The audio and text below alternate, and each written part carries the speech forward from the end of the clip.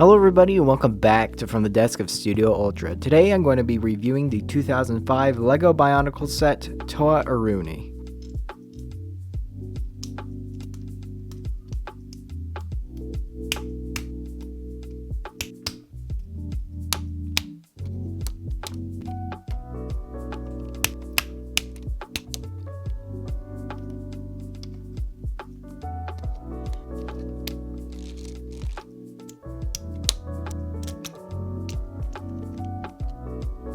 So here is Toa Iruini, fully assembled, and he is awesome. I'm going to say already right out of the gate, he's doing the Toa Metru right. Now granted, I get that the Toa Metru is a favorite by a lot of people, but this takes the original concept and brings it to, I would say, almost its full potential. Now, I've already gone over most of the details of the Toa Metru, so without further ado, let's go ahead and just go over the details that Iruini has unique to him. First and foremost, already a sort of different build, aside from the torso and a few limb and and feet pieces, that is. Aside from that, he is pretty much unique with all of his different armor, his different weapons, and also just some new limb pieces as well.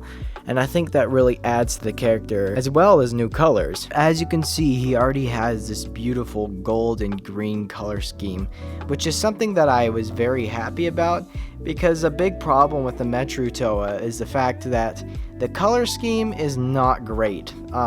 It's just a primary, and even though the colors are good, it's just a primary color, and then the secondary color is gray throughout the entire series of Toa Metru.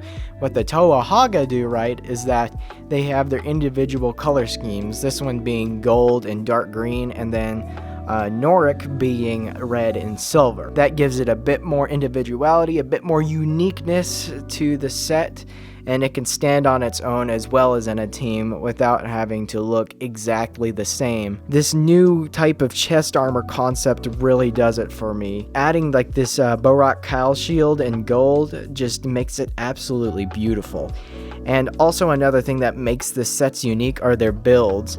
As you can see, Iruini has an extended neck, and not only that, but he also has different types of limbs, being some Metru limbs here, some legs here, and then some Rakshi legs here, which adds so much to the character being unique in its own build. And I'm pretty sure Noric is built differently with a few Vaki limbs on him. And it has a brand new type of way of articulating. So of course he has the 3 in the legs, at least 3 in the arm, and 1 in the head, but there's something else that I'm referring to when it comes to the articulation, and that is a friction joint, sort of, if the shield weren't so heavy, but a friction joint on this arm right here that's not connected to a gear or anything, because they knew that one weapon in one hand only meant it needed one gear function, as you can see right here.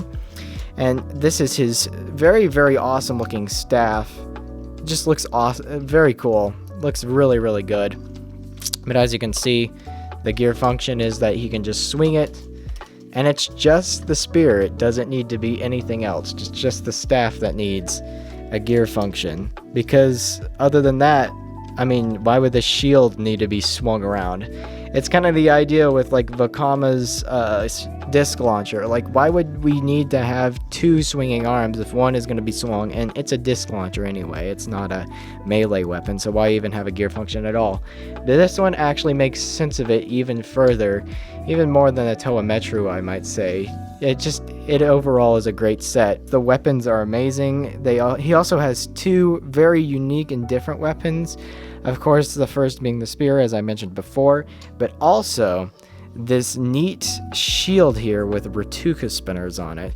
This shield piece is very cool, very large and unique. It's nice, piston-y, greebly stuff, and it looks like an awesome gate on top. But the gimmick of this shield right here is, of course, the Ratuka spinner, which when I pull this, it flies and you lose it forever.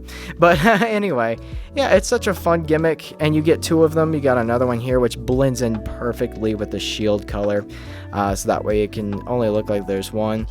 My biggest problem, of course, is this little zip cord getting in the way, but it can easily be fixed just by removing it and setting it to the side. Let's go ahead and get into the nitty-gritty of the details here.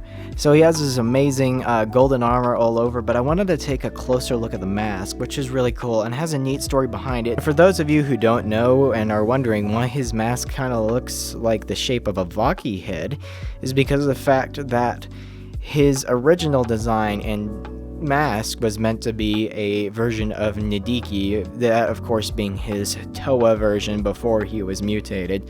And you can see a lot of resemblance here, and I think that's really cool that that was the idea behind it.